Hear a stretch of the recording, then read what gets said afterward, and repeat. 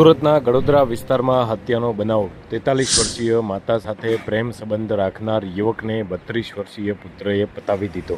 ગળાના ભાગે ચપ્પુ મારી અને ઘાતકી હત્યા કરી નાખી। માતાએ હત્યારા પુત્રને બચાવવા પોલીસને ગેરમાર્ગે પણ દોરી। કહ્યું કે અજાણ્યો કોઈ આવી અને હત્યા કરીને ભાગી ગયો છે। પોલીસની કડક પૂછપરછમાં સમગ્ર હકીકત બહાર આવી। પ્રેમી રાજેન્દ્રની હત્યા પુત્ર વિશાલે જ કરી હોવાનું બહાર આવ્યું છે। આ સમગ્ર મામલે પોલીસે હત્યારા વિશાલની ધરપકડ કરી અને વધુ કાર્યવાહી હાથ ધરી છે।